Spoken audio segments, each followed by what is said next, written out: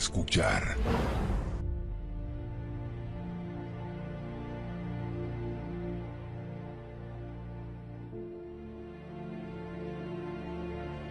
Alerta OVNI 2012.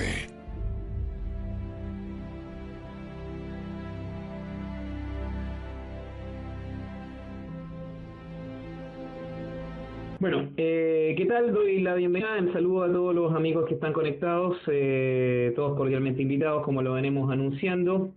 Toda esta seguidilla de grandes charlas que hemos tenido. Ayer estuvo Patricio Busleme, también de nacionalidad chilena, y tal como nuestro invitado ahora, Víctor Tolosa, que es un gran amigo del canal porque ha estado presente en otras ediciones de charlas, etcétera, ha participado ahí haciendo preguntas a algunos de los invitados que hemos estado teniendo acá. También estuvo en la charla que hiciéramos otrora sobre la mítica Isla Friendship acá en Chile, también un misterio del sur de Chile que seguramente que lo vamos a tocar nuevamente. Así que bueno, Víctor, como digo, es ya un viejo amigo del canal, así que lo vamos a aprovechar para esta interesante charla. Bueno, Víctor Tolosa, les cuento, es de profesión técnico electromecánico, ¿ya? Es investigador de campo, podría decirse su fuerte. En 1987 se inició interesado digamos, en este tipo de fenómenos en base a una evidencia personal que, bueno, ahí le vamos a preguntar de qué se trata eso.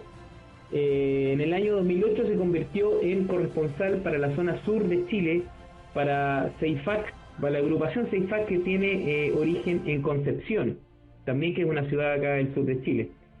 En 2014 se convierte en director de la sede de Temuco, lugar de procedencia de Víctor, donde reside. También es aficionado a la fotografía, importante, ¿no? Sobre todo para aquellos que hacen todo este trabajo de campo, la orbitología, la vulcanología también dentro de los intereses que tiene Víctor, y otra pasión que compartimos los dos, que es la música. Así que bueno, eso un poquito a grandes rasgos, un poco a lo que se dedica Víctor, a su ligazón que tiene con el tema que nos une a todos acá en el canal, que es la pasión por los fenómenos que tienen que ver con la ufología. Así que bueno, ese es Víctor Tolosa, que preside la agrupación CEIFAC Temuco y que nos va a hablar, tal como hemos titulado esta charla, sobre el misterio del sur de Chile. El paso a Víctor para que pueda saludar entero y bueno, retomar palabra y iniciar así una pequeña tanda de preguntas. Cambio. Muchas gracias, Beto, por la presentación. Sí, así tal cual. Soy un apasionado por el fenómeno OVNI. Llevo harto tiempo ya recopilando material, estudiándolo. CEIFAC, para las personas que no conocen la terminología, es Centro de Estudio e Investigación de Fenómenos Aéreos Anómalos de Chile. Un poco largo el nombre, pero refleja más o menos todo lo que significa nuestro trabajo. Nosotros vamos a terreno, somos de las personas que nos gusta la investigación a la antigua, entrevistar a la gente, grabar, irnos al lugar preciso donde ocurrieron los hechos. En el fondo somos como una especie de investigadores para recrear, ¿no es cierto?, lo que muchas veces no tenemos las fotos, los videos, lo recreamos de manera médico forense, podríamos decir, ¿no es cierto?, para recrear como cuando uno hay un crimen, ¿no es cierto?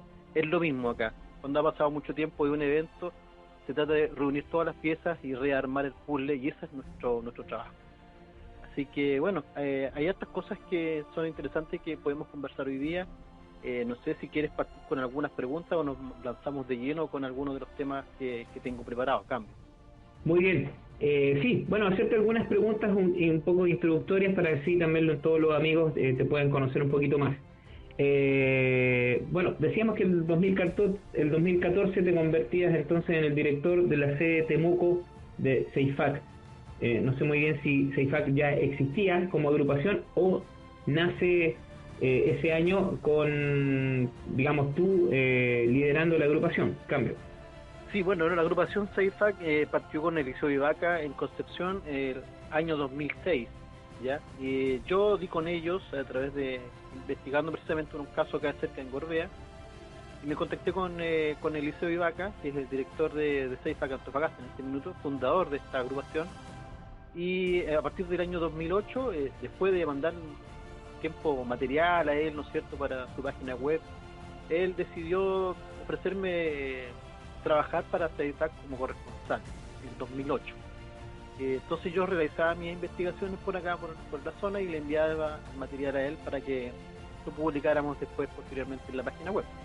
Y a partir del año 2014, ya de llevar varios años trabajando como corresponsal, se le ocurre la idea de formar una nueva agrupación, siempre ligada a CEDIPAC, pero una sede ubicada más al sur, en este caso Temuco, y bueno, tomar yo el cargo de director y reclutar mi propio equipo de trabajo para, digamos, hacer las investigaciones acá mismo en terreno, y nosotros mismos realizar todo el trabajo de edición, de video, análisis de fotografía, y enviar todo directamente a la página web, que es www.ceifac.cl. De esa manera ingresé yo a esta agrupación, Cambio. Perfecto. Bueno, una pregunta que siempre la hacemos, yo al menos la he hecho en todas las charlas que me ha tocado la ocasión de poderlas conducir, ¿no es cierto? Y bueno, generalmente todos nuestros compañeros hacen lo mismo, que es cómo es que Víctor Tolosa le interesan estos temas, cómo es que Víctor Tolosa le dedica mucho tiempo, gran parte de su vida, al estudio del fenómeno OVNI. Cambio. Sí, bueno, la mayoría de las personas que nos dedicamos a investigar este tipo de casos o estos fenómenos, ¿no es cierto?, algo nos gatilla en algún momento de nuestra infancia principalmente. Y así es el caso. Yo en el año 1984, junto a mi familia, divisamos en el cielo un fenómeno bastante extraño, que era una circunferencia que avanzaba de norte a sur, como una especie de argolla, bastante rara, digamos, porque nadie podía deducir de qué se trataba. Fue un fenómeno que apareció en los diarios al día siguiente, lo vio gente desde la zona de Angola hacia el sur, vale decir, hay alrededor de 80, 90 kilómetros de distancia de Temuco. Desde allá hacia el sur se apreció, mucha gente lo vio. Al final creo que se expuso una explicación que pudo haber sido parte de la aceleración de un satélite, cosa que la verdad hasta el día de hoy nadie ha podido ver la aceleración de un satélite, y eso me parece bastante rara la explicación. Eso fue lo primero que vi, ya, pero de lleno me metí en el tema ya en el año 1987, invierno, cuando ya nos pasa una situación a mí con mis hermanos, que hasta el día de hoy la recordamos, nunca la hemos hecho pública, nunca hemos hablado de este tema en público, lo hemos conversado con algunos amistades cercanas, sí que lo conversé. Es un poco extenso, pero no sé si lo querrán escuchar todo en realidad, pero se trató de una luz muy extraña que se posó sobre nuestra casa de noche, con un zumbido muy extraño, donde los vecinos del frente, el vecino del lado y el vecino de atrás de la casa pudieron verla a unos 30 metros sobre la casa, como una especie de energía que emitía un zumbido, y nosotros vimos dentro de la pieza como algo entraba y escaneaba la habitación. Todavía tengo grabado en la memoria ese zumbido, ese sonido, esa luz, pero tenemos un vago recuerdo. No tengo tampoco claro cómo se fue, nada. Yo solamente recuerdo que pasó eso en la noche, y el día siguiente en la mañana la vecina del frente, la vecina Sonia, lo primero que hizo fue cruzar inmediatamente a la casa a contarnos lo que había visto en la noche.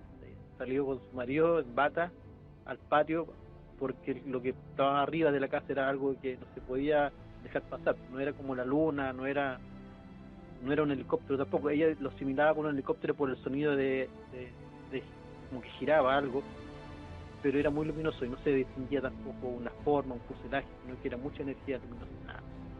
Desde ahí ya partió mi interés muy potente hasta el día de hoy, en búsqueda de la verdad, como decimos nosotros acá en Cambio. Perfecto, sí. Bueno, tuve la ocasión de escuchar a Víctor en mayor profundidad, un poco contándome la historia. Y entiendo, Víctor, también que un poco aprovechando, digamos, que se trata de un caso que te ocurrió a ti, una experiencia, ¿no es cierto? Tuvo algún grado de mayor impacto en tu hermana, recuerdo, ¿no? ¿Cambio? Sí, correcto. Bueno, sí, a ella le quedó más afectada con esto.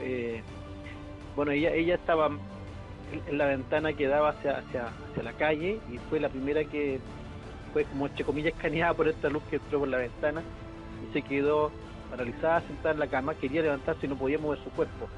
Ella dormía con una tía en la misma habitación y las dos quedaron de la misma forma, sentadas en la cama sin poder moverse, sin poder mover ni un músculo.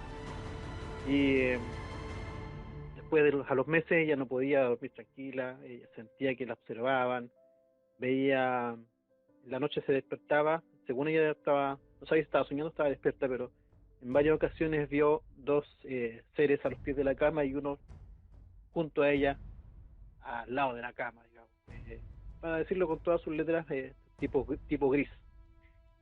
Y los vio por mucho tiempo, tuvo inclusive tratamiento psicológico para poder superar trauma que hasta el día de hoy la acompaña. De hecho, no le gusta mucho hablar del tema, le gusta el fenómeno, pero trata de evitarlo porque le produce todos estos traumas que ocurrieron por allá por el año 87, 88 aproximadamente.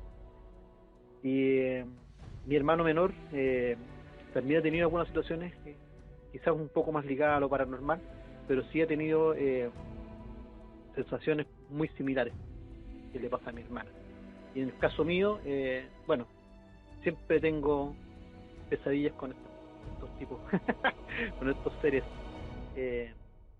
No sé, que yo lo digo porque, bueno, me dedico a investigar, entonces me llegan tantos casos que lo atribuyo a eso, pero no sé, la verdad que no podría. Mira, la única manera de saber qué ocurrió esa noche sería que todos los tres nos hiciéramos una regresión hipnótica para tener más detalles de lo ocurrido. Pero sí, mi hermana fue la más afectada. Bien, sí. Bueno, una experiencia muy fuerte, como muchas otras que hemos escuchado, hemos tenido la ocasión de escuchar acá en el canal. Pero bueno, siempre tiene un peso importante cuando viene alguien que estudia seriamente este tipo de cuestiones. Así que, bueno, imagino que los amigos en algún momento van a poder preguntarte y quizás podamos ahondar un poco más en aquella experiencia. Vamos un poquito con lo prometido, ¿no? Hablar un poco de la zona donde vives tú, donde resides, que es Temuco, el sur de Chile, el sur que le cuento a todos los amigos, sobre todo los que no son de Chile, que bueno, tiene un montón de historias que se entrelazan entre la mitología, experiencias paranormales, fenómenos ufológicos. La verdad es que se da una situación muy, muy especial. Así que bueno, vamos a ir tratando de desmenuzar algunas cosas o algunos casos que han ocurrido y que Víctor con su agrupación ha tenido la ocasión de poder investigar. En primer lugar, vamos a tocar un poco el tema de las zonas calientes de la región. Zonas calientes, bueno, ya que tú eres un ufólogo, un investigador, me gustaría que, nunca está de más, que pudiéramos definir qué es lo que es una zona caliente y cuáles serían, a tu juicio, las más connotadas allá en Temuco o digamos dentro de la ahí justamente de Temuco y el sur de Chile, del extremo sur de Chile. Cambio. Alerta OVNI 2012. Sí, Temuco, la novena región en sí es una zona caliente, pero dentro de toda la región hay zonas que son mucho más frecuentes. Ahora, una zona caliente, vas a pisar por ahí, pero no importa, son cosas del gaje del oficio. Bueno, como contaba, las zonas calientes son de zonas de frecuentes avistamientos y zonas donde hay mucho tránsito de luces, de fenómenos reportados por la gente. Tal es el caso acá en la novena región, una zona muy conocida es la zona de Angol, que está en el extremo norte de la región, una zona que está sumida en medio de los cerros de la cordillera de Nahuelbuta. Es un pueblito que tiene un microclima muy especial, muy diferente al resto de la región, y tiene una gran cantidad una casuística muy amplia respecto del fenómeno OVNI. Hay muchos datos, muchas cosas que hay, muchas fotografías, muchos avistamientos inclusive de seres en esa zona. Es una de las zonas más calientes, inclusive podría decir yo. Allá tenemos un gran colega, también investigador de hace años, que es don Raúl Gajardo, que apareció por ahí en uno de los primeros capítulos del programa OVNI, y tiene un stock de al menos 2000 casos que él ha investigado, y ha hecho muchas vigilias también en esa zona, ha captado bastante fenómenos lumínicos, especialmente de noche. Esa zona es muy potente. También tenemos la zona de Niágara, que está aquí muy cerquita de Temuco, la zona de Vilcún, donde también hemos tenido reportes muy importantes, sobre todo en el último periodo, la zona aledaña al volcán Yaima y al volcán Villarrica. hay otra zona que también es muy potente, que es la zona de Queble y la zona de Tirúa. Son lugares costeros, mar, donde se han logrado avistar objetos submarinos, sobre todo muy cerca de Queble, que es una zona que se llama Hualpín, donde hay un relato muy interesante y muy potente, donde todo un pueblo vio pasar un objeto bastante grande que dice la gente que oscureció al pueblo completo con la sombra que proyectaba, digamos, este objeto que salió del mar. Estas son como las zonas más potentes de la novena región, y hemos estado en prácticamente todas, excepto en Angol, que todavía no hemos tenido la oportunidad de acercarnos para este lado. Acá. Muy bien. Sí, las zonas calientes, estas zonas donde se suele dar este tipo de fenómenos son recurrentes y existen muchos reportes. Bueno, como decía, vamos a tocar algunos de los casos que Seifac, Víctor, han tenido ocasiones de investigar, adentrarse un poco a los testimonios, al trabajo en terreno, que ha significado, digamos, este tipo de casos. Vamos con uno que otrora también hablamos, tuvimos la ocasión ahí a través de un programa radial de desmenuzarlo un poco, que era el caso que en ese momento estaban investigando, que es el caso Niágara, de este sector, esta zona allá en Temuco, y que le ocurrió ahí a unos cazadores en plena noche y que se encontraron con lo inexplicable. Entonces, te pido entonces que nos relate un poco sobre este caso, el caso Niágara, de qué se trata y cuál fue el trabajo de Seifac ahí con el testimonio de estas personas. Cambio. Perfecto, vamos a partir con el caso Niágara, que para nosotros es uno de los casos más potentes, que todavía se encuentra trabajándose, siguen apareciendo nuevas aristas de este caso. Esto ocurre en abril de 1987, los primeros días del mes, a las 10 de la noche, 4 amigos se van a cazar al Fundo San Miguel, que está ubicado en la zona de Niágara, cercana a unos 20-30 minutos de Temuco, en dirección norte, junto a los pies del cerro Conungüeno, que en lengua mapuche significa puerta al cielo. Eso es muy importante porque en torno a este cerro se producen muchos avistamientos, y la lengua mapuche lo describe como puerta al cielo o puerta hacia el cielo. Muy interesante. Bueno, y en este sector de Niágara ellos estaban cazando a eso de las 10 de la noche aproximadamente, cuando de pronto ellos les disparan a una liebre, y uno de estos 4 amigos que andaba ahí, don Sergio Moreno, es el encargado de meterse al potrero, al campo donde le dispararon a esta liebre, para ir a buscarla. Ya mientras el resto de los amigos, que estaba con un foco iluminándose hacia la zona y el otro con la escopeta, lo esperaban al borde del camino. Cuando se adentra alrededor de unos 20-30 metros y está a punto de tomar esta liebre, le apagan la luz. Entonces se le pierde la liebre, lógicamente está oscuro. Se devuelve y mira para atrás y le dice a su amigo: oye, ¿por qué no sacaron el foco? ¿Qué pasa? Se da cuenta que sus amigos están enfocando a 75 grados hacia el oeste, hacia el este, perdón, ¿ya? Entonces, ¿qué pasa? Toma la liebre, la logra pillar y se devuelve donde sus amigos, a la calle. Y dice: bueno, ¿y ustedes por qué me sacan? Y se da cuenta que están todos paralizados observando algo en el cielo. Y ahí él se da vuelta y se percata que viene bajando, descendiendo, un objeto, lo describe él, discoidal, bastante grande, con una luminosidad que irradia hacia abajo una especie de pirámide de la cual la luz no se sale, vale decir, se definen muy bien los bordes de esta luminosidad, y los animales que se encontraban pastando en esa zona, que estaba distante a ellos de unos 500 metros, se logran apreciar perfectamente ahí los animales, los vacunos, ¿ya? Sobre este objeto hay una especie de domo tan prominente con una especie de faro, lo describe él. Y mientras ellos observan cómo el objeto empieza a descender lentamente, ellos se comentan: oye, ¿qué es eso? Se asustan en un comienzo, y lógicamente el estado de shock, ¿no es cierto? Pero como tenían un foco en la mano, le dicen: oye, ¿qué pasa si le apuntémosle con el foco a este objeto para ver qué es lo que es?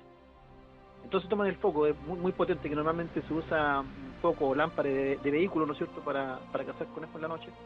con eso le apuntan hacia este objeto, y el objeto, en la parte donde tiene el domo arriba, la especie de faro, como digo yo, se gira hacia ellos y los ilumina, los deja muy clarito, como si hubiese sido de día. Obviamente eso los dejó perplejos, ¿ya? El foco se da vuelta y sigue su proceso de descenso, y ellos quedaron ahí pensando en qué iban a hacer, hasta que decidieron acercarse, porque ya vieron que el tema ya estaba casi posándose en tierra, y esto estaba a unos 500 metros de ellos. Y bueno, deciden con valentía, digamos, ya que andaban con escopeta, dijeron, oye, vamos nomás, y esto va a ser una cosa única en la vida, tenemos que aprovechar de ir a acercarnos lo que más podamos. Y se encaminan hacia la zona, avanzan 150 metros hacia el objeto, y desde ahí lo observan y logran apreciar que tiene una línea horizontal. El objeto tiene alrededor de 6 metros de altura, más o menos, y un diámetro aproximado, dicen ellos, del tamaño de una cancha de fútbol, vale decir casi 100 metros. Bastante grande. Es imposible que lo confundieran con otro objeto, me dicen, no es imposible que lo confundiera yo con otra cosa. No era un avión, no era un helicóptero, imposible. Y a esa distancia ellos ya pudieron apreciar, pero ellos trataban de mirar qué es lo que había dentro, porque se veían como una especie de ventanas alargadas, rectangulares, desde donde salía claridad desde adentro, pero nunca pudieron ver ninguna silueta ni nada. Entonces, bueno, el problema está en que 3 de ellos se acuerdan solamente hasta ese punto. Yo no sé si podemos hacer una pausa para que estar un poquito, no hace muy largo el audio, no sé si estará bien. Cortamos, hacemos una pequeña pausa y continuamos. Sí, perfecto, sí. No sé si quieres complementar, habíamos hablado ahí, si tienes algún apoyo de imágenes, las mandas nomás, tú las puedes mandar, estás asignado para poder hacer eso, así que, digamos, si lo quieres hacer, adelante. Y bueno, a ver si complementa. Bueno, y le paso a decir también a los amigos que, bueno, es obvio, siempre lo hacemos, hacemos una ronda de preguntas, vamos a desglosar algunos casos que son importantes que Víctor a través con la agrupación lo han hecho, han investigado, y luego ya podemos pasar a desglosar, damos la palabra para que ustedes puedan hacer las preguntas del caso, lo que les haya llamado la atención un poco de los casos que nos va a referir aquí Víctor. Ahí ya Víctor nos estaba enviando algunas imágenes, seguramente de soporte de este caso del que nos está hablando, del caso Niágara. Adelante Víctor, para que nos sigas desarrollando este caso. Cambio. Alcancé a escuchar ahí el saludo de Chiqui. Saludos, Chiqui. Sé que estabas ahí al hablar y habías tratado de saludar previamente, así que un saludo para ti también por allá. Un gusto escucharte por aquí en mi caso. Cambio. Buenas noches al amigo ahí. A mí me quedó una interrogante en la primera historia que contó. Antes que nada, mi nombre es Aldo, de Montevideo, Uruguay. Usted mencionó que estos cazadores, en la primera historia, cuando bajó esa nave, mencionó que donde bajó habían animales, había vacas o terneros o, bueno, reses. Algo que no contó y me quedé con esa interrogante, ¿qué pasó con esos animales? ¿No le contaron? Cambio. Sí, es una muy buena pregunta. Yo le hice la misma pregunta a don Sergio también, y la verdad que ellos no se acuerdan, estaban tan pendientes del objeto que al momento que ellos que lo vieron descender, no vieron más a los animales. Inclusive llegó a pensar él, don Sergio, en algún momento, que ese haz de luz que estaba apuntando hacia abajo lo succionó, succionó a estos animales, porque después dice que no recuerda haberlos visto, no estaban en ninguna parte, o quedaron detrás del objeto que se posó, o simplemente la luz los dejó de enfocar y estaban dentro de la oscuridad. Pero dice él no recuerda, no sabe qué pasó con los animales. Eso está dentro del tiempo y de las cosas que él tampoco no recuerda. Ya son prácticamente 30 años y hay detallitos que a mí igual me gustaría saber, pero la verdad que quizás la hipnosis por ahí nos podría dar luces de varias preguntas que quedaron en los campos. ¿Qué tal? Buenas noches. Mi nombre es Enrique de Argentina. Respecto a las esferas de luz que se ven también, puede ser que sea un equivalente a lo que ocurre en los campos del norte de Argentina, que los pobladores de allí lo conocen como la luz mala, algo así. Sí, es lo más probable. Dependiendo, como te digo yo, de la zona, los lugares, va adquiriendo distintos nombres. Acá los mapuches le llaman a Chimayén, Chimalguén, en otro lado le dirán Chonchón, más al norte. En Argentina, bueno, tendrá otro nombre. Al final de cuentas, pienso que estamos hablando de un mismo objeto o un mismo fenómeno, ya, porque no sabemos si es un objeto, es un fenómeno lumínico. Con movimiento inteligente, eso sí. Algunos se refieren a estos fenómenos como los que crean, que dibujan estos crop circles sobre los campos. Por ahí hay videos antiguos, muchos de ellos se han descartado como que son fraudulentos, ¿no es cierto? O fueron creados en forma de animación. Pero sí, pienso que se trata siempre del mismo fenómeno, cambio. Perfecto. Muchas gracias y gracias también por compartir toda esta información que tú tienes. Señor Víctor, muy buena noche. Ya sabe quién le habla. Héctor. Food Fighter, para seguir en la línea de ese planteamiento, esa pregunta, o como se le nombra con la cultura mapuche. Después de todo este listado y los que se quedan en su archivo, ¿cuánta relación le da con una tecnología terrestre, una tecnología alemana, en toda esa zona de la Patagonia? Muchos avistamientos, pero muchos. ¿Hacia dónde va su investigación, señor Víctor? ¿A compilar pilas y pilas de avistamientos, seguimientos? ¿O hay un objetivo? En este caso sería demostrar que son terrestres y, como dice el señor Tortosa, solamente el 1% son de inteligencia extraterrestre. Muchas gracias. Bienvenido nuevamente. Cambio. ¿Qué tal, amigo? Un gusto estar por acá conectado y conversando.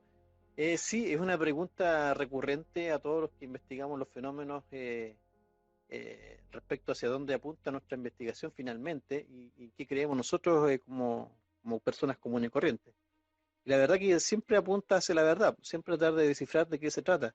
Ese 1% que se dice que podría ser una de las hipótesis, la hipótesis extraterrestre, ¿no es cierto? Es más que nada un 1%, y dentro de un abanico muy amplio de probabilidades. Si bien es cierto, acá en la Patagonia tiene una gran leyenda respecto a la presencia nazi, ¿no es cierto? Sobre todo si tocamos el tema Friendship, por ejemplo, un lugar donde previo a la aparición del mítico Mytilus II, ¿no es cierto?, se confabula con apariciones de esferas rojas en el cielo. Pudiesen ser tecnología creada por el hombre, digamos, para sondear. Pero ¿cuál sería el objetivo de tener, por ejemplo, una sonda creada por el hombre para recorrer los campos donde no anda ni un alma? ¿Cuál podría ser el objetivo ahí? Entonces, podríamos abarcarlo en el terreno de lo paranormal, como diría por ahí otro investigador chileno, amigo mío, que pudiesen ser espíritus, ¿ya? Realmente, como dicen los mapuches, es el espíritu de la guagua que vuelve a la vida, que ayuda en cierto modo a las necesidades de la gente que vive en el sector. En realidad no lo sabemos, habría que capturar un chimalguén, ¿no es cierto?, y lo que es, y analizarlo. Mientras eso se produzca, vamos a llenarnos de misterio, de dudas, y todas las preguntas del mundo van a estar en nuestras cabezas. Lo mismo pasa con el tema OVNI. Tendríamos que toparse con un objeto, subirse a él y filmar un video o tomarle fotografía y sacar un trozo de metal de la nave para tener una prueba. Y aún así no sabríamos si lo fabricó el hombre o viene de otro planeta o viene a través de un portal interdimensional, vienen de un universo paralelo. Creo que nosotros, los investigadores, menos mi caso, y no tiene por qué ser para todos, me dedico a investigar y a divulgar todos aquellos casos que están dormidos y escondidos, lugares inaccesibles donde nadie sabe su historia, hacer público los casos que gente lo ha tenido guardado por años y los quiere contar de alguna u otra manera. Quizás siguiendo este camino algún día logre la prueba definitiva, ¿cierto? Lo que todos en el fondo buscamos, cambio. Gracias, Víctor. Gracias. Cambio. Perfecto. 62 personas tenemos conectadas a esta hora.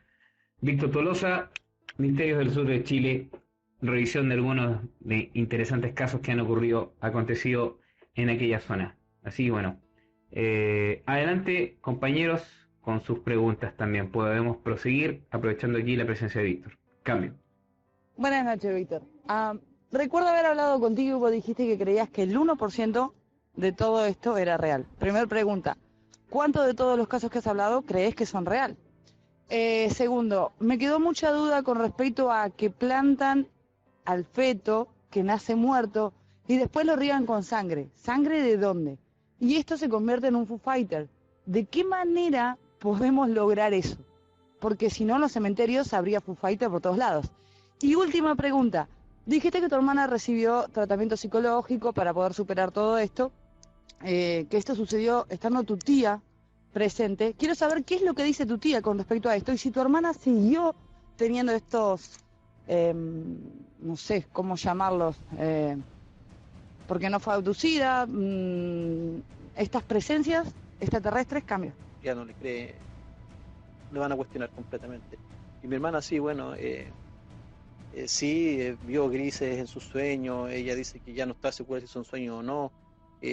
Piensa por todo lo que le han dicho y por todas las cosas que vivió, que pudo haber sido raptada. Algo que no tenemos ninguna certeza. La única manera de saberlo quizás sería con una regresión hipnótica, ¿ya? Yo no siento eso, no creo que me haya pasado eso, ni mi hermano tampoco, aunque vivíamos los tres mismos, bajo el mismo techo. Son cosas que están ahí en el recuerdo, pero como están tan distantes, la verdad que cuesta mucho armar el rompecabezas, aunque nos pasó a nosotros mismos, pero es complicado. Cambio. Víctor, bueno, ahí Fabi te hacía una pregunta respecto de los casos que hemos hablado. ¿Cuántos, o sea, en la pregunta de ella fue, ¿en cuántos casos de esos crees tú? ¿Crees tú en esos casos? ¿Cuál es tu visión respecto de todos estos testimonios que nos has hablado? Carlos. Perdón, no alcancé a escuchar la pregunta, Beto, se me cortó un poco. Alcancé a escuchar parte nomás, pero no, la pregunta en sí no la... ¿Me la pudieras repetir, por favor? Gracias, cambio. Sí, mira, mejor le doy la palabra a Fabi, que creo que era una de las preguntas que hizo, que podría ser interesante, era el de los casos, si creías, pero no sé si la estoy formulando bien.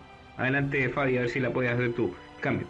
Ya, perfecto. Entonces estuvo bien la pausa para poder adjuntar estos archivos, estas fotografías. La primera fotografía que les compartí acá es el dibujo que él hizo don Sergio Moreno de lo que él vio esa noche. Así lo recuerda. A excepción quizás, me dice él, que la parte de arriba del domo, que se ve en el dibujo, era un poco más amplio, más grande, no era tan pequeño. Ya dice que en el dibujo a él le quedó un poco chico, pero que en realidad esa parte era más grande, abarcaba más espacio en la parte superior de este objeto.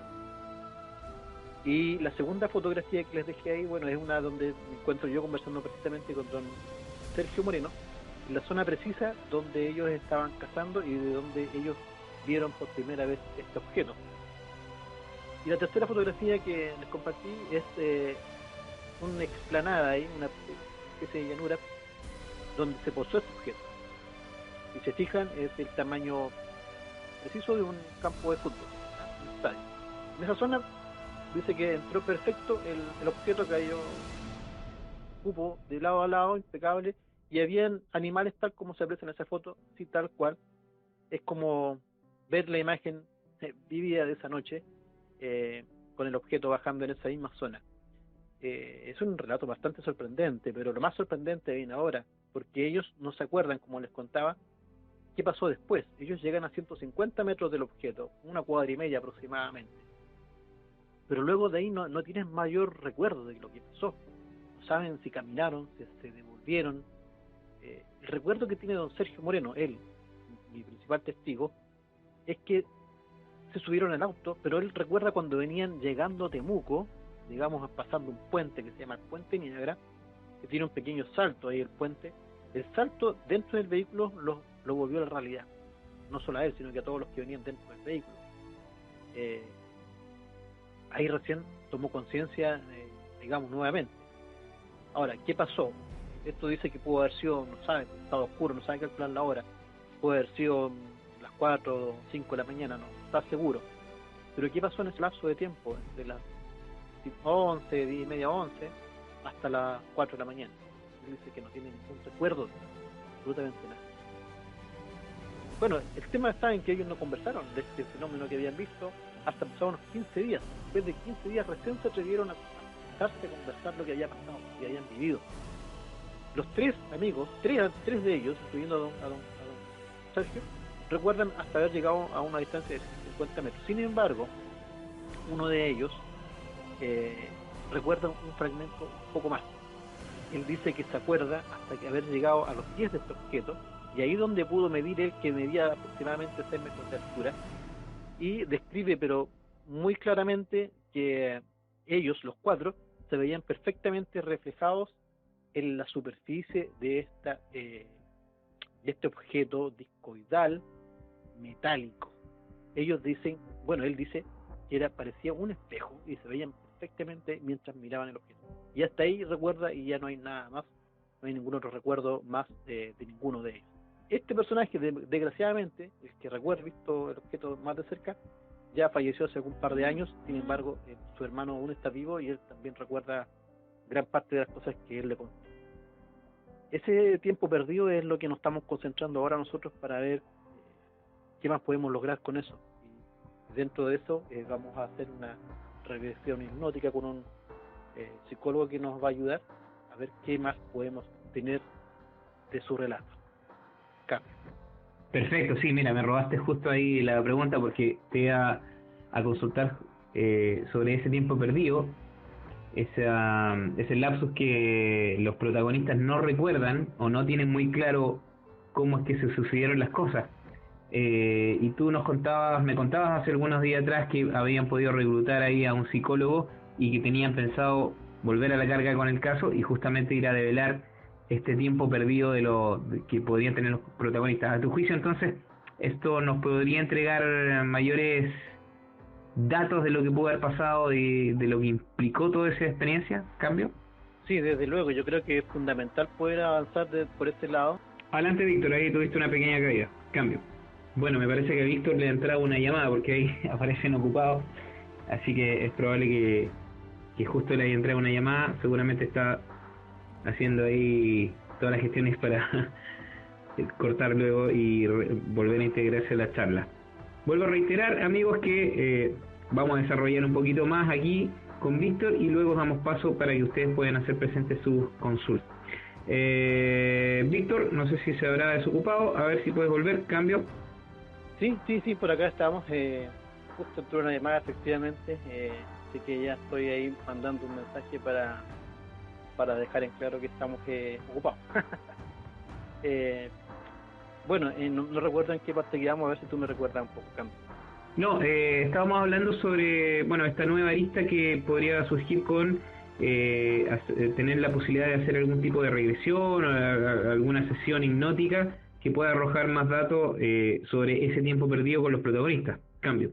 Sí, claro, es fundamental poder avanzar por ese lado, ya que tenemos ahora la posibilidad de hacerlo de forma gratuita.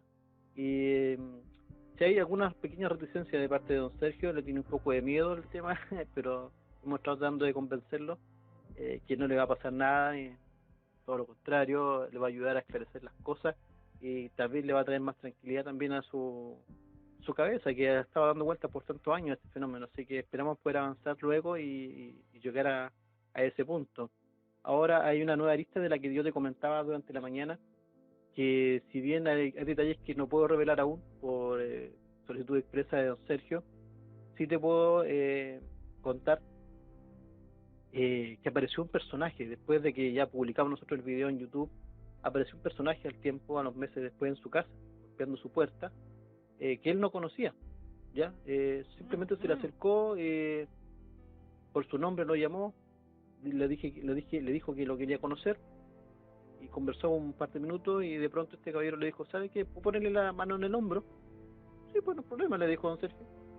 Ah, ya me dijo, usted quería comprobar algo, y al parecer sí, usted está chipeado. ¿Cómo eso chipeado? Le respondió don Sergio. Usted tiene algo en la espalda. Y esto es a raíz de lo que le ocurrió en el año 87. Mire, le dijo, ¿sabes? Yo tengo algo en la espalda, pero se trata de un problema en una raquilla que me pusieron en una operación hace años, y me quedó mala la inyección y quedó como una protuberancia ahí en la columna.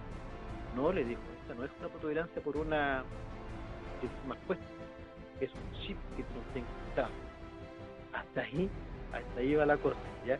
Aparte, este caballero le dio cosas, detalles de su vida que solamente él sabe. Yo no puedo revelar, pero lo dejó perplejo con las cosas que le dijo.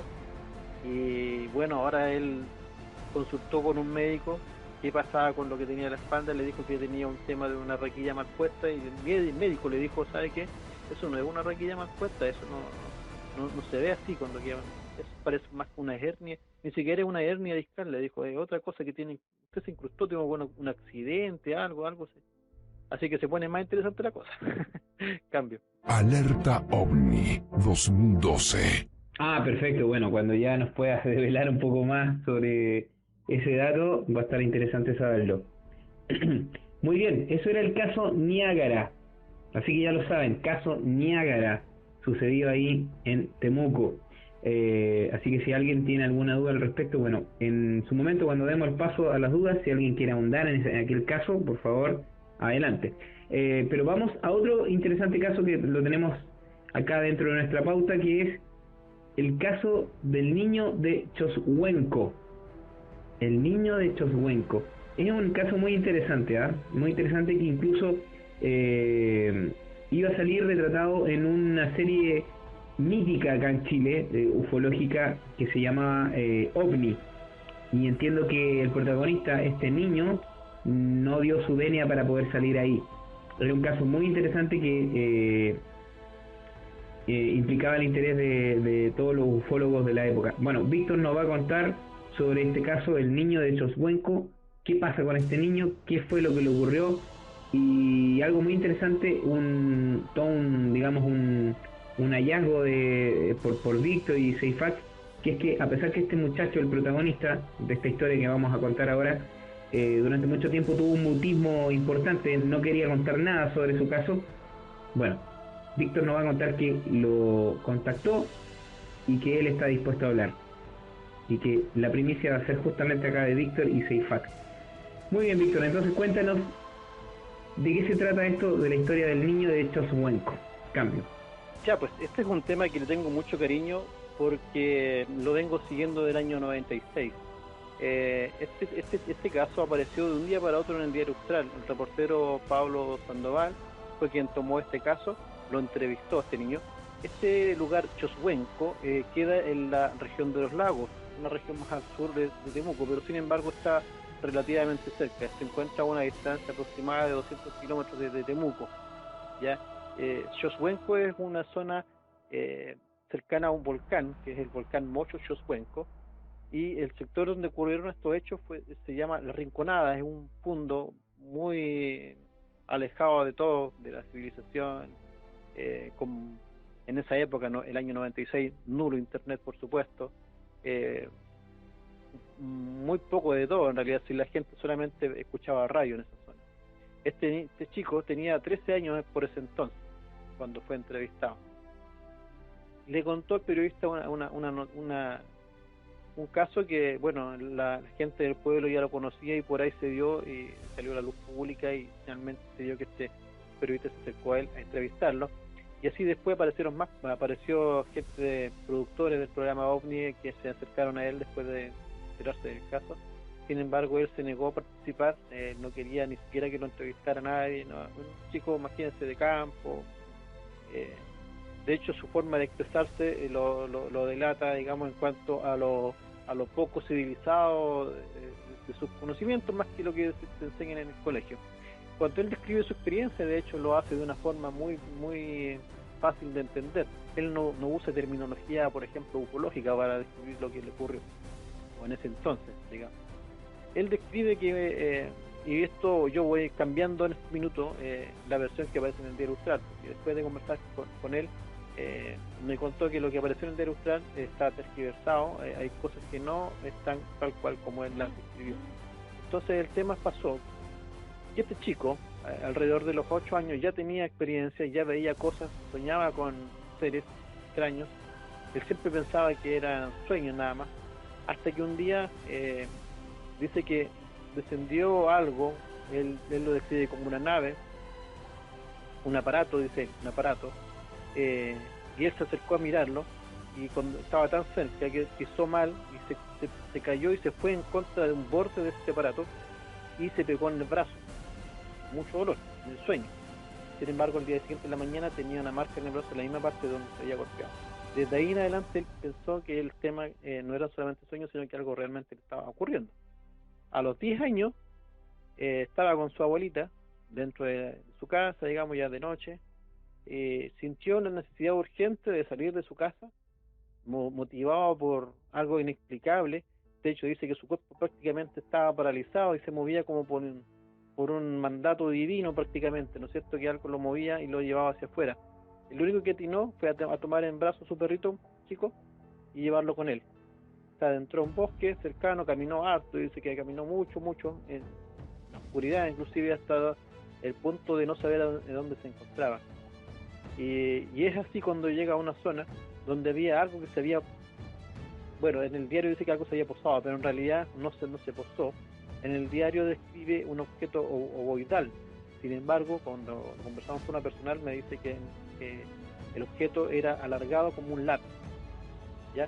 Y desde su abdomen, de la parte de abajo de este lápiz, se abría una especie de rampa de donde habrían descendido 3 seres, uno de ellos muy alto, y 2 más pequeños, vestimentas medias grisáceas, cabezas abultadas y de ojos oscuros. Sin embargo, en el reporte que todos van a poder encontrar en internet, diario, etcétera, habla de formas más de personas, como personas, ¿ah?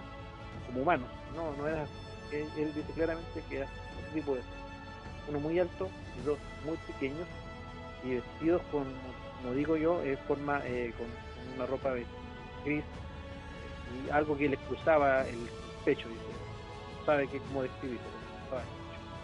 Y estos seres no le hablaron, sino más bien fue todo a través de vía pensamiento, dice él. A través del pensamiento le hablaban, lo tranquilizaban para que no se asustara.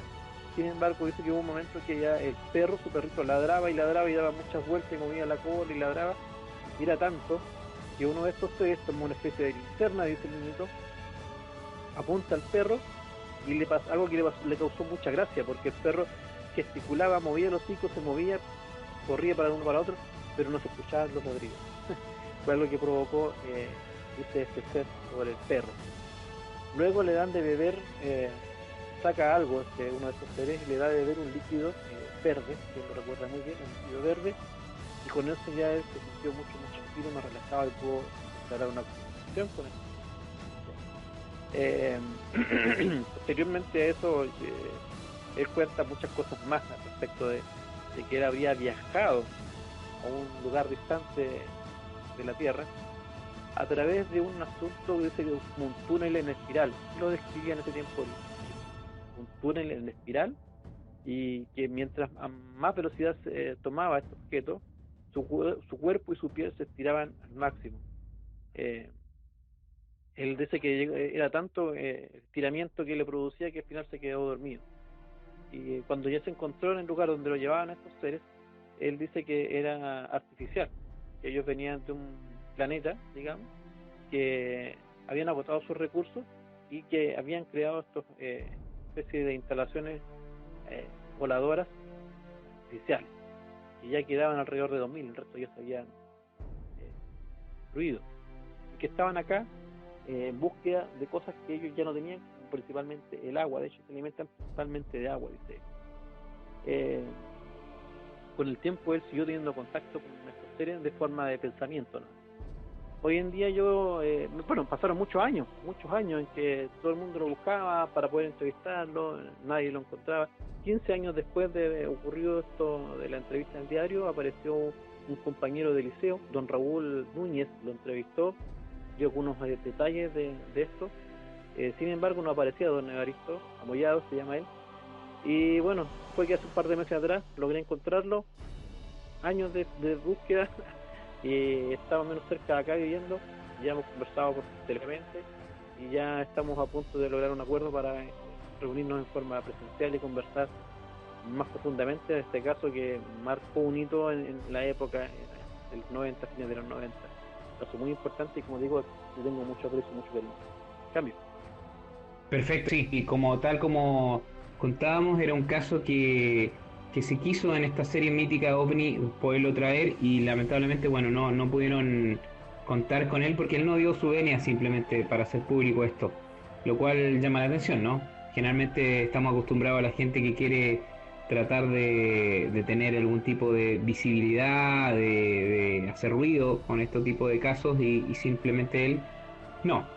Llama la atención que un chico, digamos, de poca edad, muy precario, de una zona rural, que contaba esta historia con detalles que superaban un poco lo que uno entendía como conocimiento impuesto, ¿no? Esta forma de espiral que él decía, viajar, que su cuerpo se estiraba, que probablemente incluso más de alguien que quiera aventurar algún tipo de tema físico quizás podría explicar, pero bueno, muy interesante. Así que bueno, yo te conmino a que cuando ya puedas tener el testimonio de este chico, de Evaristo, bueno, en una de esas, ¿por qué no? Le podemos hacer una entrevista por sello. ¿Por qué no? De repente lo podemos tener por acá. Es muy interesante este caso de Evaristo Mollado, el niño de Choshuenco. Así que ya lo saben, ahí ténganlo, anótenlo si es que quieren hacer alguna pregunta sobre este caso, muy interesante. Bueno, en premura del tiempo vamos a ir con los otros dos puntos que queremos tocar antes que empiece ya la batería de preguntas de todos nuestros compañeros. Vamos con el otro caso, Develando los Misterios del Sur, con Víctor Tolosa, el caso de la Escuela de Santa Teresita. Para que nos cuentes tú, Víctor, de qué versa, de qué se trata este caso. Cambio. Ya, sí, este caso es un caso que estamos recién investigando, lo iniciamos recién hoy día. Tenemos alguna base de antecedentes respecto de lo que pasó, pero aún hay terreno que recorrer. Yo te lo había puesto acá en la agenda como para tocarlo, pero como ya nos hemos extendido, quizás podríamos hacer un resumen breve nada más y luego pasar al otro tema para que venga la tanda de preguntas. Entonces, como te digo, estamos recién comenzando el trabajo. Pensábamos avanzar un poco más rápido, pero en estos casos nunca es tan así. El caso de esta escuela se produce a comienzos de los años 80 en un sector rural que se llama Vincún. Ya lo había nombrado como una zona caliente. Y esta zona ocurre en el fondo el Alambrado. Queda, para que al menos los que tengan acceso a mapa, queda entre Vincún y Niagara, coincidentemente. Es una zona, como digo yo, Niagara, Vincún están ligados. Y en medio de esa zona rural existía una escuelita muy pequeña, con una profesora que la hacía todos los ramos a los niños. Y ella vivía a algunos metros, a unos 30 metros, aproximadamente 40, 50 metros, supongamos, ya de la escuela, hacia el interior. Y en esa casa ocurre durante la noche, junto a su casa, hacia el patio, una luz que parecía arco de soldadura, entre blanco y azul, muy potente, empieza a bajar, a descender, y queda posado en el suelo, lo que provocó que casi todas las cosas dentro de la casa que tenían electricidad se fueran. Esta profesora quedó en estado de shock por lo que estaba viendo. A ella no la hemos entrevistado aún. Ya hemos hablado con los familiares directos que aún viven en esa zona. El día domingo próximo vamos a estar por allá nosotros haciendo un terreno para reunir más datos. Y bueno, esta señora al día siguiente, no hay muchos detalles más entre medio, pero eso no queremos todavía avanzar porque, como te digo, hay que corroborar todo eso todavía. Me voy a ir a grandes rasgos nada más.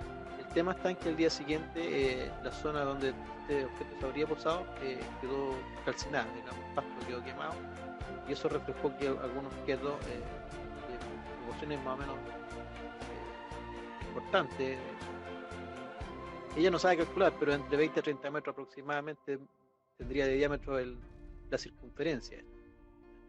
Y al día siguiente, bueno, todo el colegio entero se enteró de lo que había pasado, los niños se acercaron a la zona, los vecinos, todo el mundo. Hoy en día es una leyenda ya. La profesora es jubilada, vive acá en Temuco, y estamos ahí en el proceso de poder ubicarla, entrevistarla, que nos cuente y ojalá nos pueda dibujar de tal manera el evento que nosotros lo podamos graficar y publicar en algún video para poder hacernos una mejor impresión de lo que pasó. Es un caso bastante importante, estamos pensando que ocurre justo en una zona caliente y junto a una escuela, ¿ya? Y es el segundo caso que nos llega de escuelas rurales donde han sucedido este tipo de aterrizajes. Aunque suene fuerte usar la palabra aterrizaje, estamos asumiendo que se trata de una nave, ¿no es cierto? Por eso hay que investigar. Cambio. Muy bien, muy bien. Así que como tú dices, cuando tengas más datos sobre este otro interesante caso, obviamente, quizás podamos nuevamente hablarlo acá en el canal. Y para ir apurando, digamos, y llegar a la fase donde ya todos podamos participar, vamos con otro tema muy interesante que tú lo has estado revisando y que tiene que ver con el pueblo mapuche, con la mitología mapuche, que dicho sea de paso, el mayor asentamiento mapuche de nuestro pueblo originario acá en Chile está justamente en la zona donde vive Víctor, en Temuco, en esta región. Anchimayén y Ochimalguén. ¿Qué son estos conceptos? A ver si nos puedes explicar y qué ligazón pueden tener con el tema de la ufología. Cambio. Claro, este tema es muy interesante y me apasiona bastante. Desde niño he escuchado relatos de abuelos, de tías, inclusive de una tía muy cercana que me contó cuando era más pequeño, que ella vivía en Labranza, y me contó que cuando de niña ellas jugaban en un estero que se llama Botrolwe, y mientras jugaban con otros niñitos ahí, vieron que se acercaba por el estero desde norte a sur una pelota, dice ella, de fuego flotando encima del agua a una distancia de 2 o 3 metros sobre el canal. Fue tanto el miedo, dice que sonaba como que, ella dice, usa la palabra chirriaba, no sé si conocen esa palabra, pero es como un zumbido, ¿ya? Como un zumbido que emitía esta esfera, que dice ella que tiene que haber sido del tamaño de una pelota de básquet, más o menos de ese tamaño, y era como fuego, dice ella. Ahora, si uno se mete a los campos a investigar, a averiguar, a conversar con la gente más antigua, hablan de el Anchimayén o el Chimalguén. En realidad tiene bastantes variaciones en la denominación esta palabra, tiene muchas formas de vocalizar la palabra, dependiendo de la zona. Existen varios tipos de tribus mapuche, ya los que viven en la cordillera, que son los pehuenches, los que viven en la zona central, bueno, todos son mapuches, ¿ya? Pero todos tienen una descripción diferente. El lafkenche, el que vive en la costa, cercano al agua. Entonces, bueno, cada zona le pone un nombre que varía de repente en alguna sílaba, algunos le escriben con doble L, otros lo escriben con Y, en fin. Pero todos hablan del mismo fenómeno. Ellos dicen que este fenómeno se produce, o lo produce la machi. La machi es una bruja curandera mapuche. Ella es la mujer sabia del grupo, de la tribu, de la comunidad mapuche.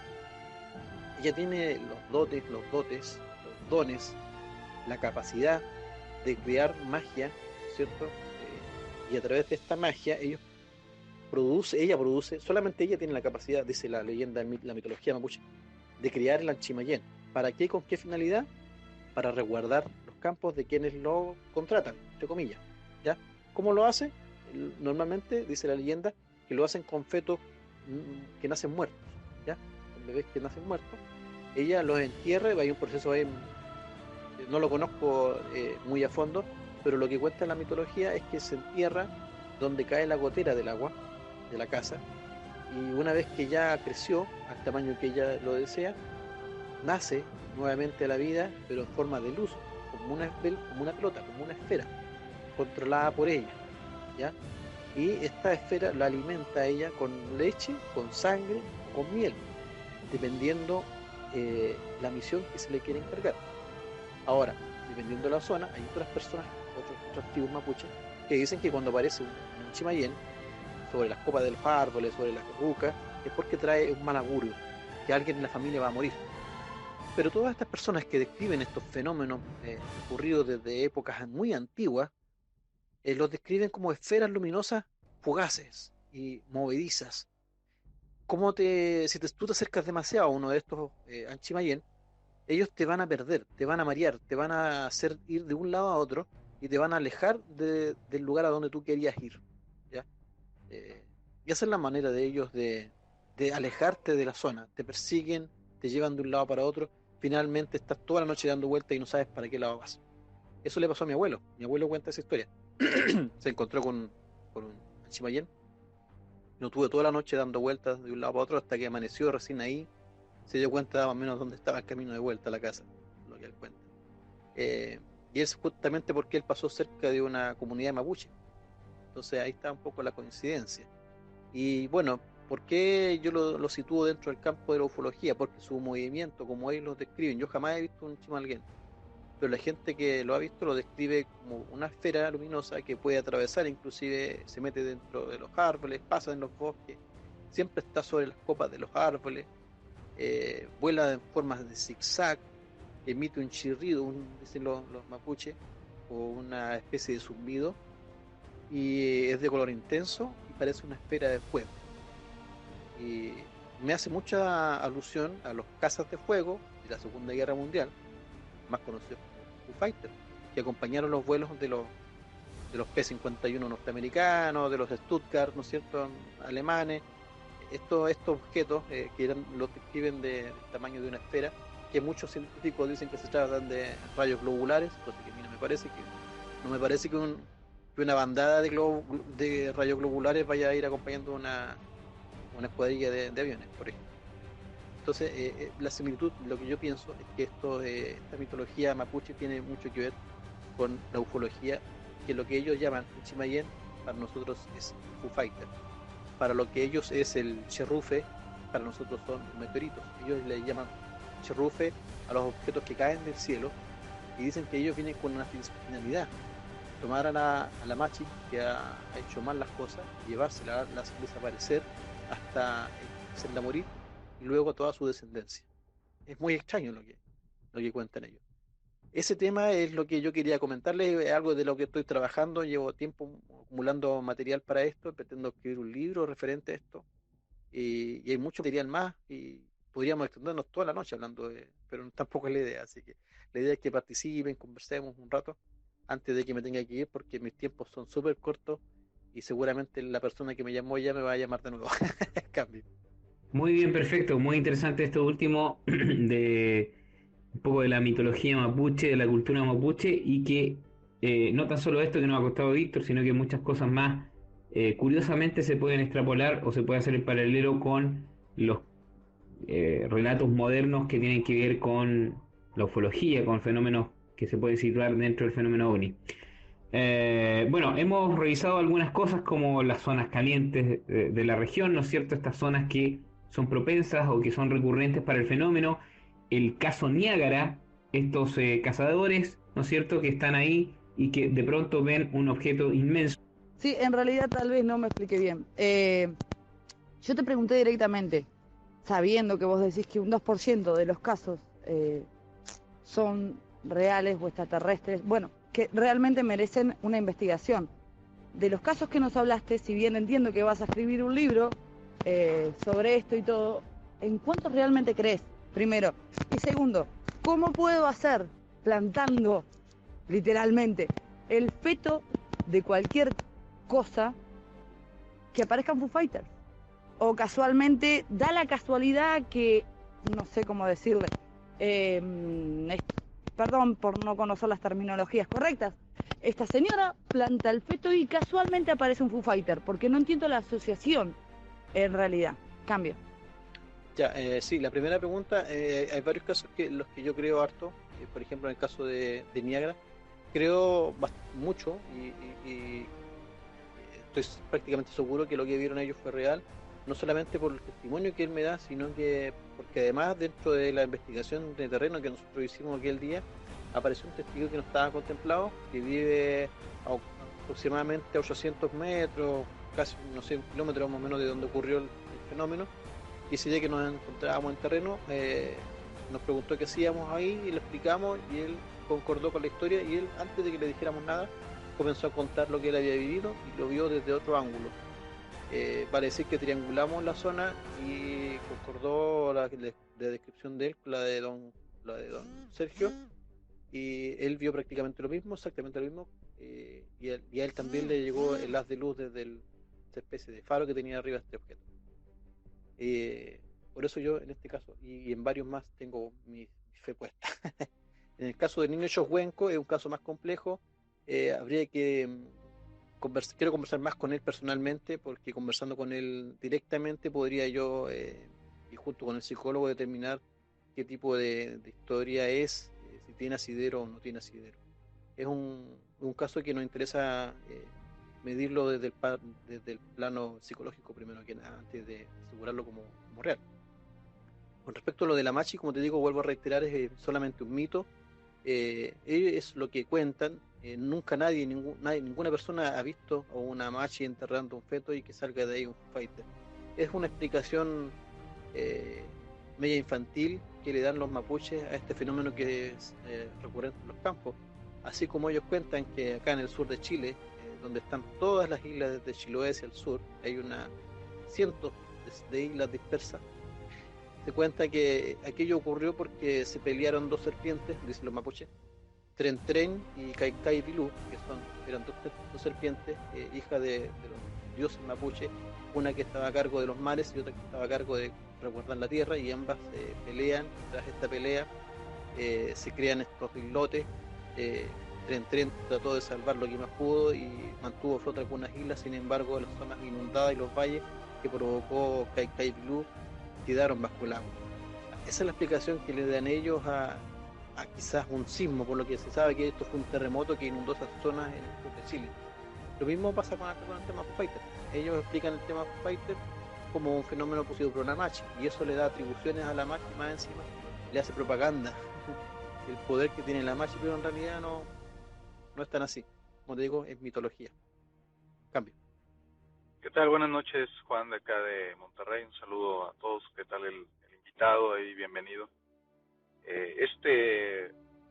Achimayá, acá en México es conocido como las brujas, ¿no? Es un fenómeno que también se da en los campos, pero hay únicamente mitología, o habrá algún caso reportado recientemente sobre ese fenómeno del Achimayá que hayas tenido últimamente.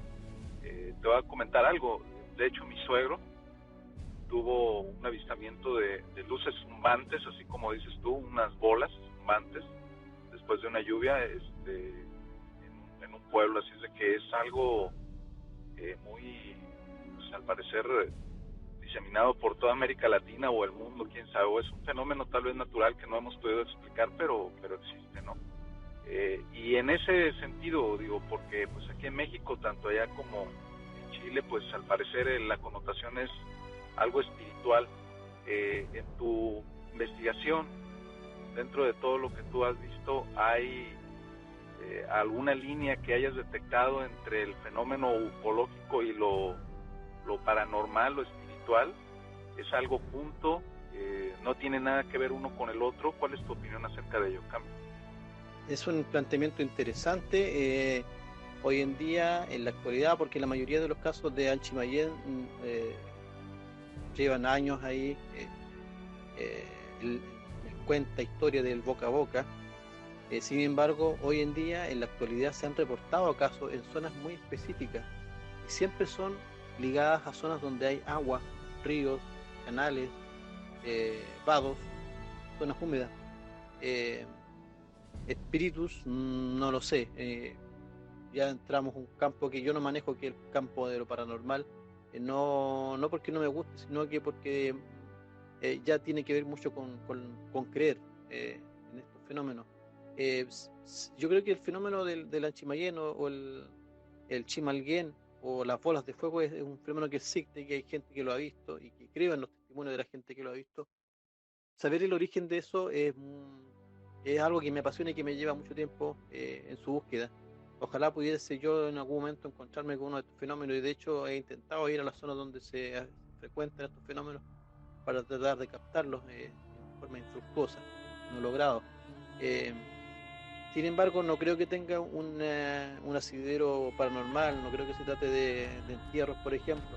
Inclusive yo en algún momento lo asimilé a que pudiese tratarse de fuego fatuo, de la oxidación de los metales, pero no, porque el tema es una esfera que circula libremente, que puede girar o dar vueltas toda la noche y tiene forma, es redonda, luminosa. Entonces, bueno, es un fenómeno súper extraño y quizás la ufología la puede explicar como Foo Fighter, como he dicho. Y ahora, ¿qué es el Foo Fighter? Tampoco lo sabemos. ¿Es energía? ¿Es algo sólido? No, es difícil saberlo. Cambio. Rápidamente, Víctor, escucho que en 3-4 ocasiones has aludido a que por medio de hipnosis intuyo que podrías apoyarte o apoyas mucho para dar más información al que se le puede conocer como contactado, la hipnosis como una herramienta muy eficaz. ¿Cambio? Bueno, la hipnosis en muchos casos ayuda bastante a encontrar trozos de la memoria que están olvidados, ¿ya? Aunque va a depender mucho de quien haga la hipnosis, ¿ya? ¿Por qué lo digo? Porque hay personajes que yo he visto que inducen preguntas al momento de hacer la hipnosis. Estamos hablando de casos como, por ejemplo, Claudio Pastene, que apareció mucho en televisión acá en Chile, donde las preguntas eran prácticamente inducidas por el hipnotista. Entonces, por eso digo, va a depender mucho de la persona de quien lo haga y cómo lo haga para poder lograr realmente lo que tiene que decir la persona y no lo que se le está induciendo que diga, ¿ya? Es muy fácil en ese campo equivocarse. Por eso hay que tener cierto respeto y tampoco creer ciegamente en que bajo la hipnosis vamos a obtener toda la respuesta. Ojalá fuera así. Ojalá fuera así. Por ejemplo, este personaje, este psicólogo con el que vamos a trabajar, ha logrado no tanto volver hacia atrás, sino que a través de la hipnosis sanar, por ejemplo, males como los vicios, evitar que la gente siga fumando, muchas cosas que están dentro de la mente, que la mente es muy compleja. Entonces, y parte de eso es lograr también recordar cosas, su niñez, la gente que tiene cosas que quería recordar y que no están perdidas por ahí. Él ha logrado hacerlo sin tener que inducir la respuesta ni usar palabras que se puedan tergiversar, como hablar de extraterrestres o hablar de platillos voladores. Así que por ahí hay que tener mucho cuidado al momento de hacer una hipnosis regresiva acá. Entonces, ¿te vas a inducir vos también a esta hipnosis? Ya que tenés estos elementos de confianza que pueden hacerlo, para saber qué pasó cuando tuviste este avistamiento y con respecto a los sueños. ¿Cambio? Sí, fíjate que me gustaría, por supuesto que sí, me encantaría saber un poquito más. Me sorprendería saber quizás cualquiera de las dos cosas, que no pasó nada o que pasó algo, o que era un helicóptero o que era el foco potente de una construcción aledaña. Cualquier cosa que se logre saber va a ser sorprendente porque va a ayudar a esclarecer qué pasó. En el fondo es eso, la intención de poder saber qué es lo que pasó, que el tiempo que uno no recuerda qué ocurrió en ese tiempo, te trae tranquilidad. Saber cualquier sea la respuesta, bueno, ojalá pudiese realizarlo. Nunca había tenido la ocasión y ahora se está dando la posibilidad y no lo dudo, tengo muchas ganas de hacerlo y vamos a ver qué pasa, vamos a ver qué dicen. Los vecinos tienen muy claro lo que vieron y me gustaría hacerme esa hipnosis igual para saber más detalles. Aunque no sé, no tengo muchas expectativas. Perdón, que otra vez robo el cambio, pero es la última pregunta. ¿A tu hermana también o tu hermana se negaría a esto? Porque entiendo que vos decís, vieron un avistamiento, los vecinos vieron las luces, etcétera, etcétera, etcétera, etcétera, pero mi hermana quedó muy afectada.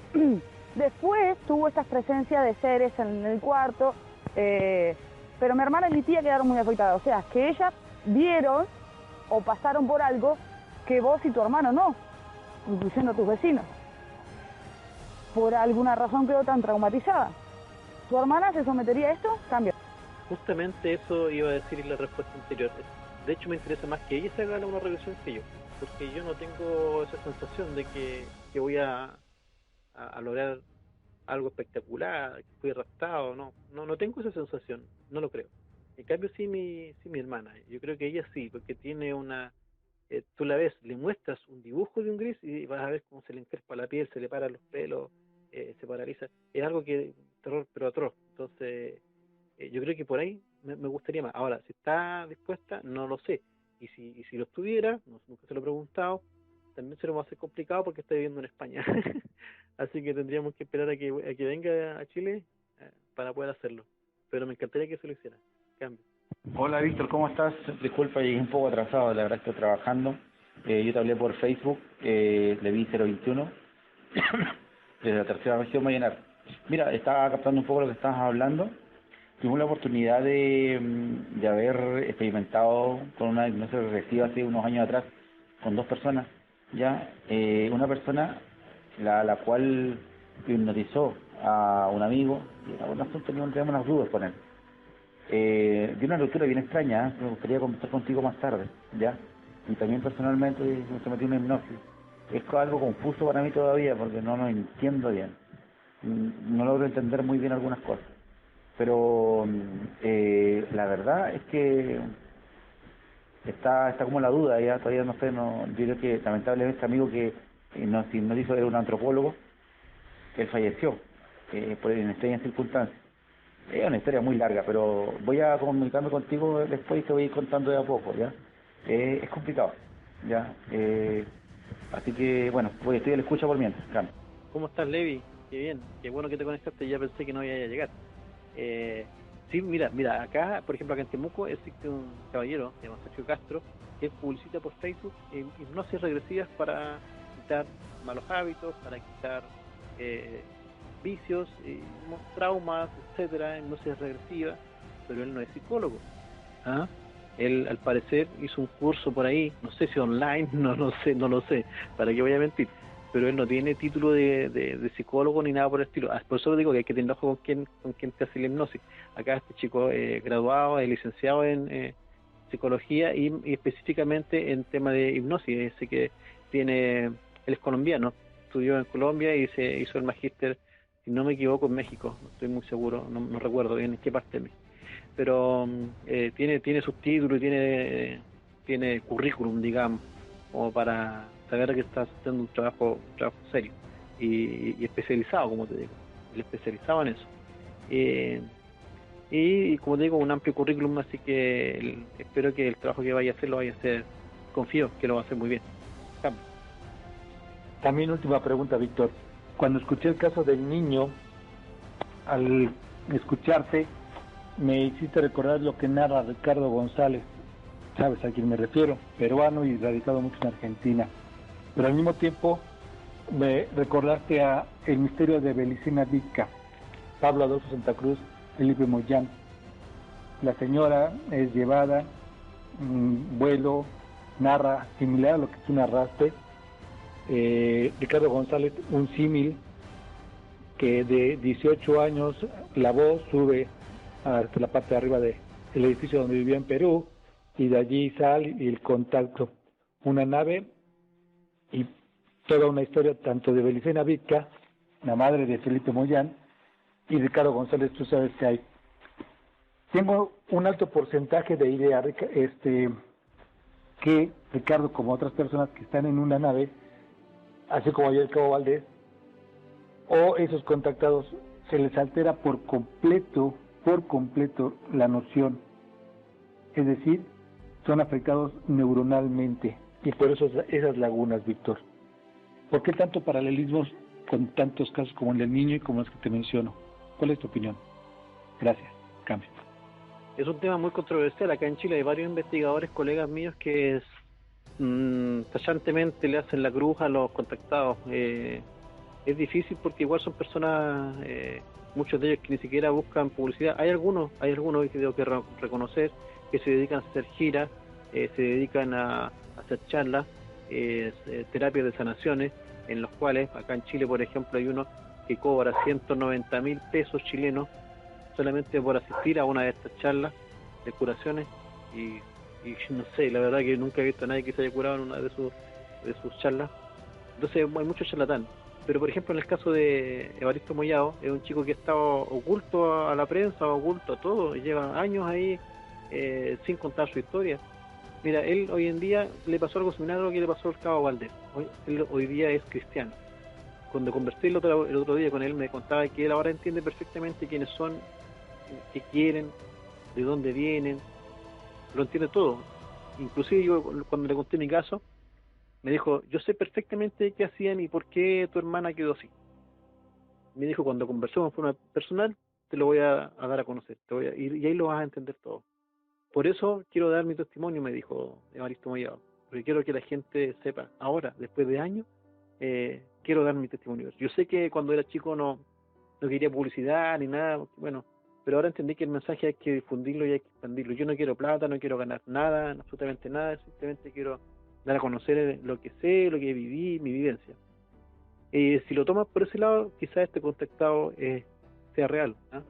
Al menos él lo dice como real, y todas las cosas que él dice las vivió realmente. Personalmente yo no puedo dedicar como investigador. Si fuera una persona común y corriente, yo le diría, sí, te creo, amigo, te creo lo que me cuentas, pero yo soy un investigador y tengo que partir de la base del escepticismo para poder ir buscando pruebas hasta donde ya no se puedan descartar más, ¿me entiendes? Esa es nuestra labor, ¿ya? Dentro de mi corazón, mi pasión, me gustaría creer a todo el mundo, pero si la voy a dar a conocer, la voy a divulgar, tengo que ser bien analítico y bien profesional y muy cuidadoso al emitir un juicio. Gracias por tu pregunta, amigo. Cambio, ya me va quedando poco tiempo. Les digo, chicos, lamentablemente tengo un compromiso. Tengo que pasar a buscar a mi hija. Y bueno, me había programado hasta las 10. Así que a las 10:10 tendré que retirarme. Desgraciadamente, se pasa tan rápido el tiempo, y que me comprometo a estar nuevamente conectado para seguir conversando, que hay tantas cosas que conversar que sí, nos hizo corto. Cambio. Perfecto, Víctor, muy bien. Yo creo que demos un par de preguntas más y luego liberamos a Víctor, que tan gentilmente nos ha cedido ahí un tiempo para conversarnos. Así, adelante, démosle con un par de preguntas para empezar a finalizar la charla. Cambio. Buenas noches, señor Víctor Tolosa. Gusto escucharlo y bueno, aprovecho ese pequeño espacio, estoy trabajando, escuchando a la vez, pero ahora quiero aprovechar para agradecerle siempre que haya aceptado las invitaciones a venir al canal. Y ya aprovecho para hacer una pregunta. Bueno, aquí en España no estamos muy acostumbrados a los sismos, a los terremotos, y allí, eso que se comenta de que anterior o posterior a los terremotos, esas bolas de fuego, ¿qué nos puedes contar acerca de esto? Un saludo para todos. Gracias, Víctor. Adelante, Carlos. Víctor, no sé si escuchaste la pregunta. A ver, cambio. Bueno, Víctor debe estar con algún inconveniente, así que, bueno, esperaremos a que se pueda reconectar. Bueno, está conectado, pero quizás esté con algún percance que no le permita abordar inmediatamente ahí la respuesta. Así que, bueno, ya tenemos casi 70 personas conectadas, charlando con Víctor Tolosa, que preside CEIFAC Temuco, la agrupación. Sí, perdón, lo que pasa es que había como perdido un poco, no sé qué pasó a la señal, que no alcancé a escuchar la última parte, pero sí, logré captar tu pregunta. Gracias, DJ, por preguntar, y un gusto estar conectado nuevamente. Estaba con un problema aquí el teléfono, no sé qué le está pasando, se está calentando, parece. Tanto rato conectado. Con respecto a los terremotos, sí, acá es muy frecuente los sismos de gran magnitud, de mediana y gran magnitud, y cada vez que hay sismos la gente asegura ver luces. No sé si están esféricas, pero sí hay testigos que dicen haber visto esferas lumínicas antes del temblor. Sin embargo, tengo algunos registros fotográficos que no los tengo acá en el teléfono en este momento, de uno de los terremotos grandes que hubo en Iquique hace un tiempo atrás, un par de años, donde se captaron unas luces, unos destellos, poco antes del terremoto. Y estos destellos, más que nada, eran luminosidades que venían desde el suelo hacia arriba. Yo estaba investigando harto respecto de este tipo de fenómenos y he por ahí averiguado que se trataría, por lo que comentan algunos geólogos, de la fusión o del gas liberado por las placas tectónicas al presionar mantos de cuarzo. El cuarzo, al ser presionado entre la roca, libera una especie de gas que al tocar el aire, el oxígeno, digamos, se ve como una luminosidad, como un destello. Y quizás por ahí estaría un poco la explicación de por qué se ven luces antes de los terremotos. Yo diría que más bien son destellos, más que luces. Aunque hay ciertos relatos, para el terremoto en el 2010, gente de acá de la zona de Dichato, al sur de Santiago, cerca de Concepción, antes del terremoto vieron estas luces, pero además vieron a unos seres que salían del mar y advertirles lo que iba a pasar. Acá igual fue un poco, esta historia salió después, coincidentemente, después del terremoto se empezó a masificar esta historia. Solamente se cuenta con el testimonio de la gente que lo contó, pero no hay ninguna prueba de aquello. Interesante en todo caso la relación que existe entre los destellos y los sismos. Yo creo que ya estamos cerca de poder develar ese misterio. Muy bien. Bueno, agradecerte, Víctor. La verdad es que ha sido una charla muy entretenida. Hemos ahí desmenuzado algunos de los interesantes casos que nos planteaste, que has podido cubrir ahí a través de SafeFact Temuco. Bueno, así que ha sido una gran charla. Te agradecemos el tiempo. Sé que estás ahí con alguna premura, necesitas ya movilizarte prontamente, así que te liberamos para que puedas ahí hacer lo tuyo. Y nuevamente agradecerte, como te decía, por este tiempo que nos has brindado acá en el canal Alerta OVNI 2012. Así que, bueno, y gracias a todos los amigos que han estado conectados y que el canal obviamente sigue con sus funciones, con sus charlas habituales acá, tan interesantes como siempre son. Bueno, tú sabes, Víctor, que estás siempre invitado, que como lo haces, ahí depende de tu, siempre y cuando te lo permite el tiempo, ¿no es cierto?, que siempre te estás conectando, asistiendo a alguna de las charlas también con otros invitados, así que eso también está muy bueno. Cordialmente invitado para que puedas volver cuando tú estimes conveniente. No sé si quieres darnos algunos sitios, plataformas donde se pueda encontrar un poco el trabajo de SafeFact Temuco, que es la agrupación, ¿no es cierto?, de la cual tú presides y un poco nos has contado todo el trabajo que hacen. Cambio. Sí, vale, muchas gracias, Beto. Yo en la última charla de mi amigo Nicolás Maestro se planteó y alguien preguntó acerca de la novena región, por ahí que querían saber un poco más de la casuística OVNI de esta zona, y de ahí vino el interés por poder hablar, porque yo siempre estoy ahí escuchando, conectado, a veces participando, otras veces no hay tiempo, pero siempre voy a estar metido por acá. Entonces esta charla fue más que nada para mostrar un poco de lo que es nuestra región, la casuística OVNI que existe acá. Todavía hay mucho más que hablar, así que podemos participar, no es necesario dar una charla, pero podemos conectarnos en cualquier otro momento y conversar y seguir hablando de estos temas que son muy muy interesantes. Ahora nos pueden visitar en www.safefact.cl, en nuestro Facebook también nos pueden buscar como SafeFact Temuco. Por ahí voy a dejar después la foto del logo para que lo vean y lo busquen en nuestro Facebook, y tenemos también un canal en YouTube donde publicamos nuestros videos también con el mismo nombre, SafeFact Temuco con K, y van a poder ver nuestro trabajo, los videos que hacemos con mucho esfuerzo, sacrificio, con una agrupación sin lucro, y todo lo que hacemos lo hacemos con plata de nuestros bolsillos, así que nos cuesta bastante, y tratamos de llegar lo más profesionalmente posible a esclarecer algunos casos y a mostrárselo a la gente que le gusta, por supuesto. Muchas gracias a todas las personas que estaban ahí escuchando y conversando y además haciendo sus preguntas. Espero que nos podamos volver a encontrar en una agradable y amena conversación como la de hoy día. Que tengan muy buenas noches. Me despido muy cordialmente desde Temuco.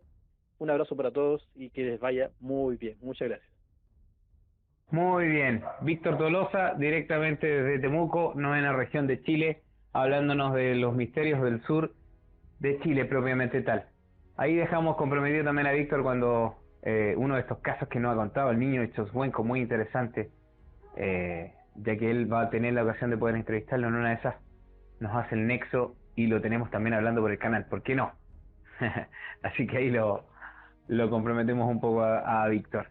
Es todo por nuestra parte. Bueno, dejamos acá esta charla con Víctor Tolosa y todos invitados a seguir conversando, seguir charlando acá en Alerta OVNI 2012. Un abrazo a todos y cambio.